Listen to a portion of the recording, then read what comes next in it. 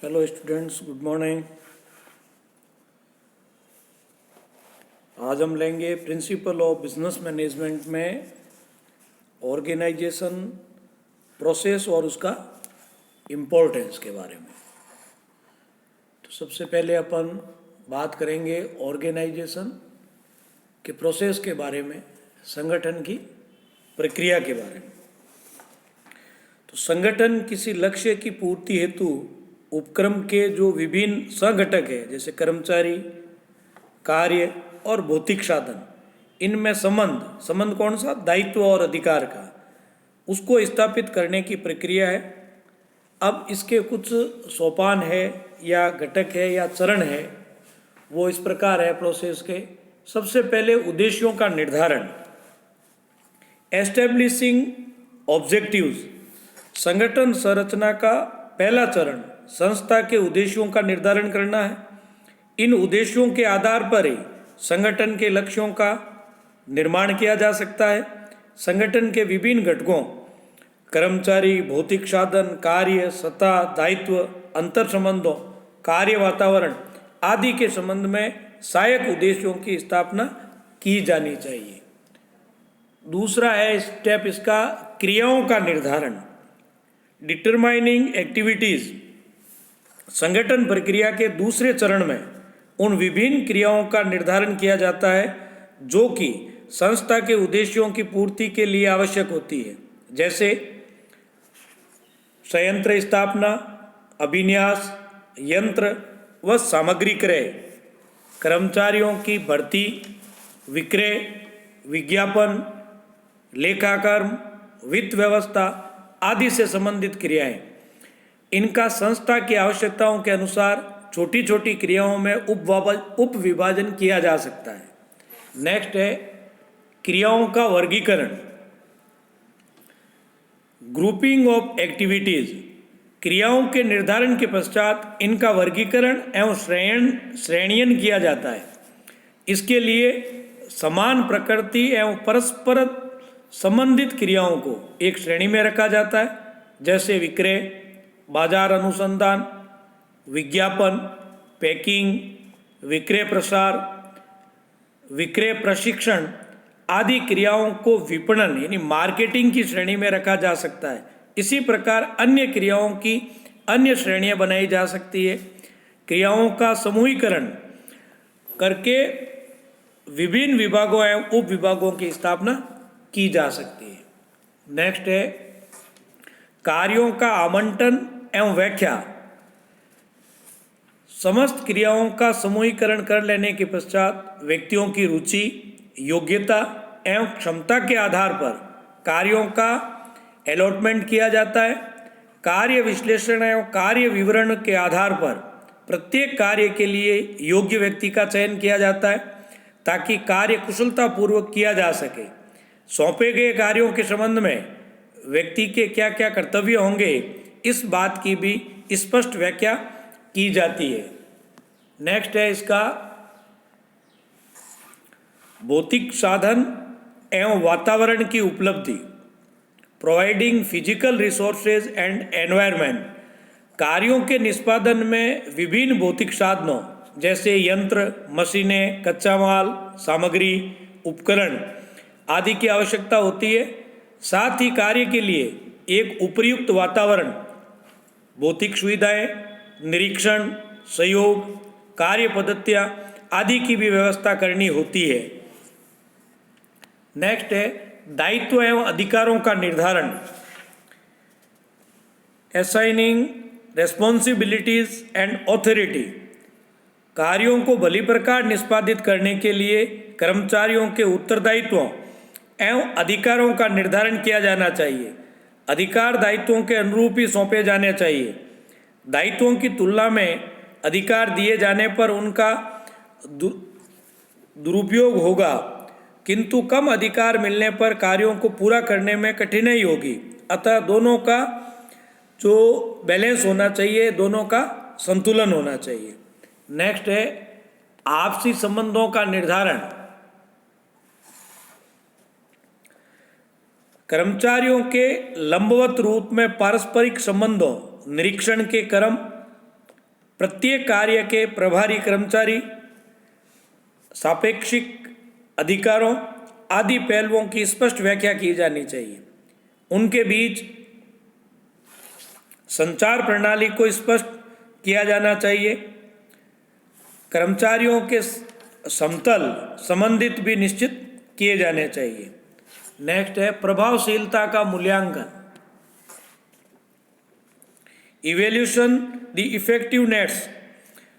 संस्था सदैव विकास की ओर अग्रसर रहती है तथा इसकी कार्य प्रणाली पर विभिन्न परिस्थितियों का प्रभाव भी पड़ता है। ऐसी दशा में संगठन संरचना का समय समय पर मूल्यांकन किया जाकर उसमें आवश्यकता अनुसार सुधार किए जाने चाहिए। तो ये हो गए, ये जो है प्रोसेस ऑफ ऑर्गेनाइजिंग, यानी संगठन की जो प्रक्रिया है वो हुई। अब संगठन की आवश्यकता क्यों है या इसका महत्व क्या है, need and importance of organisation. संगठन सामूहिक प्रयासों द्वारा मानवीय लक्ष्यों की पूर्ति की एक महत्वपूर्ण प्रणाली है। जीवन के प्रत्येक क्षेत्र, उद्योग, प्रशासन, सेना, चिकित्सा, खेलकूद, युद्ध, राजनीति, घर, इन सब में संगठन का महत्व है। इस संबंध में टेरी लिखते हैं, संगठन प्रबंध अध्ययन का एक उत्तेजक एवं चुनौतीपूर्ण क्षेत्र है। व्यवसाय नहीं वरन प्रत्येक क्षेत्र में सफलता का आधार सुदृढ़ संगठन एवं समन्वय व्यवस्था ही है। अब संगठन के जो महत्व है इसको कुछ बिंदुवार अगर अपन समझें तो ये प्रबंध प्रक्रिया का आधार है। बेसिस ऑफ मैनेजरियल प्रोसेस, संगठन प्रबंधकीय कार्यों के निष्पादन का एक महत्वपूर्ण आधार है। दूसरा है सामूहिक प्रयासों की प्रभावशीलता, इफेक्टिवनेस ऑफ ग्रुप एफर्ट्स। संगठन संरचना के द्वारा सामूहिक प्रयासों को उत्पादक एवं प्रभावपूर्ण बनाया जा सकता है। इसके माध्यम से व्यक्तिगत प्रयासों का एकीकरण किया जा सकता है। नेक्स्ट है इसका व्यावसायिक सफलता की कुंजी, की फॉर बिजनेस सक्सेस। एक सुदृढ़ संरचना के द्वारा ही व्यावसायिक सफलता को सुनिश्चित किया जा सकता है। इस संबंध में एक जगह कहा है कि स्वस्थ संगठन प्रत्येक व्यावसायिक समस्या का समाधान होता है और एक कमजोर संगठन अच्छे उत्पाद को भी निकृष्ट बना देता है और एक अच्छा संगठन कमजोर उत्पाद के माध्यम से अच्छे उत्पाद को बाजार से बाहर कर देता है। नेक्स्ट है विशिष्टीकरण में वृद्धि, इंक्रीज इन स्पेशलाइजेशन। संगठन संरचना का मुख्य आधार श्रम विभाजन होता है जिसमें प्रत्येक व्यक्ति एक विशेष कार्य ही करता है। इसके अतिरिक्त विभागीकरण के कारण भी प्रत्येक विभाग का कार्य क्रियाओं के एक विशिष्ट समूह तक सीमित रहता है। फलस्वरूप विशिष्टीकरण एवं सही व्यक्ति को सही कार्य, right man at the right job की नीति को प्रोत्साहन मिलता है। नेक्स्ट है समन्वय सुविधा, फैसिलिटेट्स कोऑर्डिनेशन। विशिष्टीकरण एवं श्रम विभाजन के कारण उपक्रमों में कुछ समस्याएं भी बढ़ी है। प्रबंधक का ये मुख्य कार्य भी हो गया है कि वह कर्मचारी के पृथक पृथक कार्यों, प्रयासों, हितों व दृष्टिकोण में एक उचित संतुलन व समन्वय उत्पन्न करे। संगठन की प्रभावी संरचना, उचित संचार व्यवस्था, पारस्परिक संबंधों की स्पष्ट व्याख्या के द्वारा समन्वय को सुगम एवं अंतर्निहित बनाया जा सकता है। नेक्स्ट है अधिकार प्रत्यायोजन में सुविधा, फैसिलिटेट्स डेलीगेशन। संगठन संरचना के द्वारा अधिकारों का प्रत्यायोजन सुगम हो जाता है।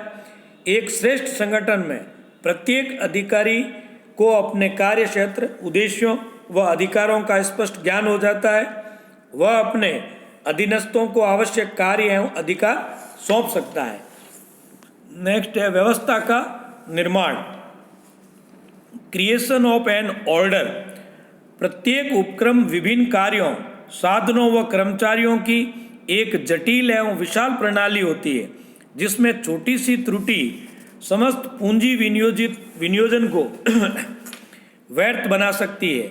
वस्तुतः संगठन के द्वारा ही समस्त संघर्षों, मतभेदों व अनियमितताओं को उत्पन्न होने से रोका जा सकता है।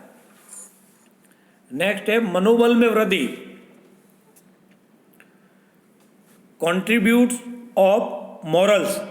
एक कुशल संगठन में व्यक्ति को अपनी रुचि, योग्यता एवं क्षमता के अनुसार कार्य दिया जाता है। उसे अपनी स्थिति, दायित्वों व अधिकारों का स्पष्ट ज्ञान होता है तथा समस्याओं के दौरान किन परिस्थितियों से निर्देशन या किन अधिकारियों से निर्देशन प्राप्त करना है ये भी उसे मालूम होता है, जिसके कारण उसकी कार्यों की जो इच्छा है, संतुष्टि है एवं मनोबल में उसकी वृद्धि होती है। नेक्स्ट है सृजनशीलता को प्रोत्साहन। इस संबंध में एलन ने एक जगह लिखा है कि एक स्वस्थ संगठन में सृजनात्मक विचारों और सक्रियता का जन्म होता है। संगठन से कार्य करने का एक उचित वातावरण बनता है तथा प्रत्येक कर्मचारी को अपने निर्धारित कार्य क्षेत्र में कार्य करने की पूर्ण स्वतंत्रता होती है, जिसके कारण उनकी पहल शक्ति एवं रचनात्मकता में वृद्धि होती है। नेक्स्ट है साधनों का अनुकूलतम उपयोग। Optimum utilisation of resources. कुशल संगठन में प्रत्येक कार्य को योग्य व्यक्ति को सौंपा जाता है तथा उचित समन्वय द्वारा कार्यों के दोहराव, टकराव व अपव्यय को समाप्त किया जाता है, जिसके कारण साधनों का श्रेष्ठ उपयोग होता है तथा साधनों की लागत घटती है। नेक्स्ट है इसका संस्था के विकास में सहायक। कुशल संगठन कार्यों, कर्मचारियों व साधनों को व्यवस्थित करके उपक्रम को न केवल स्थायित्व प्रदान करता है वरन इसे विकास एवं विविधीकरण की शक्ति भी प्रदान करता है। कुशल संरचना बड़े पैमाने के उत्पादन, बचतों व लाभों में वृद्धि करके संस्था को विकास एवं उन्नति के अवसर प्रदान करती है।